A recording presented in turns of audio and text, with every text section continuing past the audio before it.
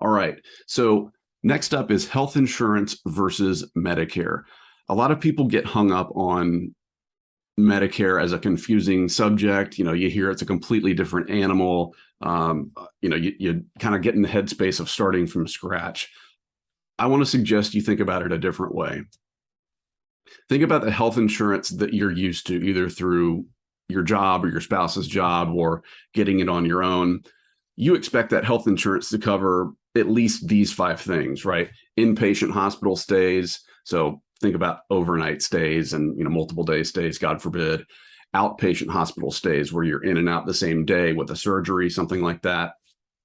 Doctor's office visits for any number of reasons. If you're sick or you just need a checkup or you want blood work, preventive care, screenings, physicals, just wellness visits, that type of thing. And then prescription drugs, right? That's becoming more and more important by the year.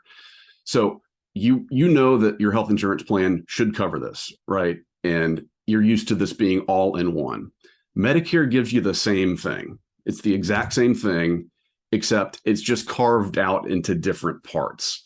So you've heard of Part A, Part C, B, D, and that may sound a little confusing just on the front of it, but all you got to do is think about the same stuff that you are used to getting, that you've been getting forever and ever.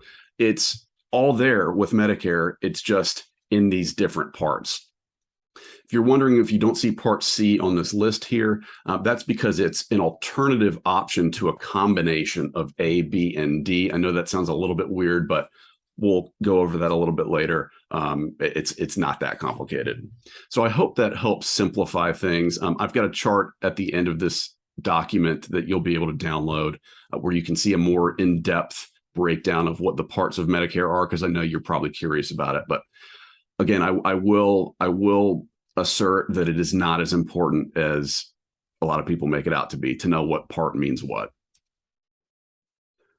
Okay, just like health insurance that you're used to, you'll have to pay for some of your healthcare expenses, even after you pay the monthly premium for your plan. The premium is your subscription fee for having the plan in the first place.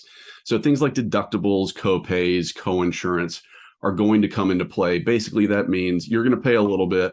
The insurance is going to pay a little bit or a lot in some cases.